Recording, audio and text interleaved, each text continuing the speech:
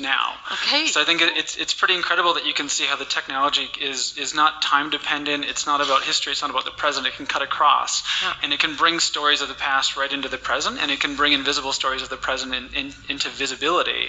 So it's funny that one of the holy grails of virtual reality is this concept of presence. But presence is defined technologically as sort of when you, almost in the past, the last meditation exercise, when you kind of lose yourself and you don't even realize you're in a different world. Maybe we need to kind of update the kind of standards for what presence counts for and what we bring into our present understanding. Speaking of moving into the present, Apinan, Poshyananda, you've lived a number of different lives, trained as an artist, earned a PhD, have been curating for the last 3 decades, climbed the kind of institutional ladder all the way to the very top as the permanent secretary of the Ministry of Culture in Thailand, and very recently launched the first Bangkok Biennale, which you were saying just is almost, it's still open, right? Just finished in February. Okay. Yeah. So I was going to say get on a plane and go see it. Get on a plane in a time machine and go see it. Incredibly successful. I think 2 million people engaged with art in Bangkok thanks to you. And that Biennale spread itself throughout the whole city, right? It wasn't 20 venues, yeah, 20 venues. Can you say a little bit about this, and also in the context of what was the thinking process as a curator, a director, and an instigator of a new project in the digital age, and what was the kind of, did you take technology into account when you were doing this? Yeah. Well, first of all, I just want to thank the organizers for inviting me here. It's a great honor, and it's a really amazing experience to be here. We live in a grave new world, and I think we all are digital addicts. So I think when we talk about digital art, we have to put it in context as well as museum. Because in museum context, there are the haves and the have-nots. At the moment, we look at the future of the museum with digital development and digital maturity. But not all museums are rich. Not all museums have plenty of budget to develop. Sometimes technology and art does not go well.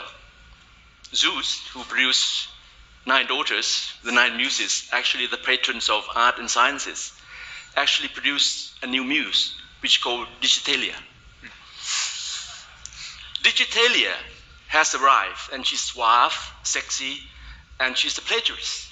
She has the ability to steal and do anything she likes with the media. So in this way, in the museum context and the Bangkok Art Biennale context, I'm just trying to put in condition that how art can go outside museum context, can be interactive and be reciprocal with the visitors. And we had 20 venues, many of them along the Chao River. I'm sure many of you have been to Bangkok as tourists or visitors. And we actually use the royal temples, the Temple of Dawn, Temple of Reclining Buddha, Temple of the Iron Fence, and we actually use digital in context of tradition. So in this way, this mixing actually make people very inquisitive. And it's challenging because people feel that it's taboo. Are we going into the areas where it's not should be done? But for example, a work by Anon Nong Yao is a very young artist, and he uses sound and sensors and installation in the context of the sermon hall in the Temple of the Fence, Iron Fence. So when people visit, they actually experience the chanting of the sermon, the prayers, as well as the contemporary art that Anon actually uses. So in this way, it's just like Marcos was doing, this meditation. And we get to the state where chanting, praying is a form of communication. It's a pre-digital age, but we are also trying to communicate.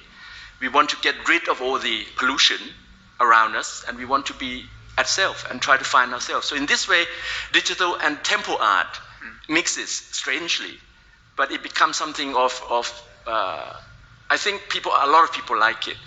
And other temples we actually use films, videos. So in this context, we try to make the public realize that there are 300, 400 biennales all over the world, and people ask why have another one. So we try to make it challenging, and at times we walk nimbly on certain areas which are very challenging. It's incredible. So it's interesting you bring up the kind of have and have-nots, and you told me just briefly in a previous conversation we had that I was really enthralled and excited that you're putting art inside of temples. And you mentioned that in these temples, the prayer practices have I think you casually use the word hallucination. It has a kind of visionary aspect to it. And as somebody who was raised kind of nominally Catholic in Western Canada, going to church was like, it was a thing you had to kind of suffer through. It was sort of, there was nothing visionary, nothing hallucinatory, nothing fully embodied or engaging. But in the have and have not scenario, the fact that you're in a place where when people go into temples, they might actually have a kind of experience that art critics have been talking about for a century. A kind of Greenbergian experience of standing in front of the painting and almost having this religious ecstasy. But I find in the West, that's not a common feeling. It's not something people are used to tapping into. And I'm sure now with, I think, 90 people here from 90 different countries, 90 potentially different cultures, during Marcos's performance, I'm sure the meditation, there are some people here that could go a lot deeper than others. So if maybe you might be in a have-not position when it comes to museum resources or digital, you're in a have position when it comes to an audience that actually is able to engage with art in a much more transcendental or kind of intense way. Is that? Am I just projecting as a kind of Westerner into your experience? No. The theme of the Bangkok Art Biennale was Beyond Bliss. Beyond Bliss actually challenges the artist. If you have excessive bliss, you become very unhappy. So Beyond Bliss is like a middle path where you don't have too much happiness, not too much greed, a little greed, but not too much, and you can live with it and prolong this happiness. So we proposed this idea to Marina Abramovic, who accepted, immediately, and she came and stayed 3 weeks, and she had the Marina Abramovic Institute with all the eight artists, performance artists, with us for 3 weeks, and they performed for 8 hours a day, meaning no food, no water, no toilet, and it became like a perseverance, a stamina practice. Many of you know about Marina's work, but these artists, these students actually arouse the audience, and the Thai audience, they've never seen anything like that, in context of art and intense performance. So in this way, the haves, meaning that when they see it, and this 8-hour practice is almost very meditative, and also we have the idea of people coming and resting, just like what Marcos is doing, and you can rest, you can sleep, you can meditate with earphones or not, because she feels that this is a sort of place where she calls it like super time, like the time where you can be with yourself and you can get rid of the outside external influences. So in this way, she actually rejects, but she's now, as you know, also using augmented reality and VR.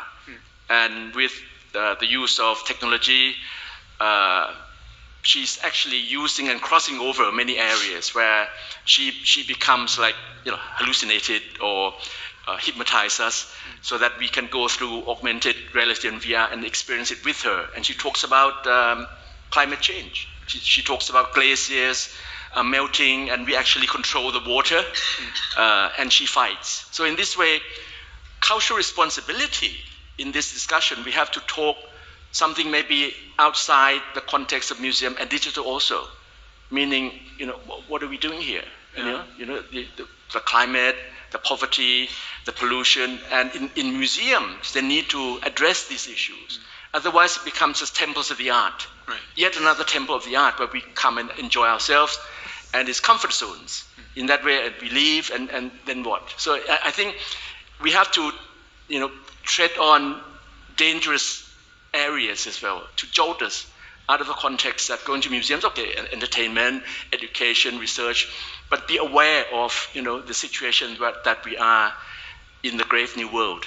Yeah, it's quite interesting because I was thinking you introduced this term, this new muse, digitalia, and I'm thinking, was Marina Abramovich possessed by a new muse?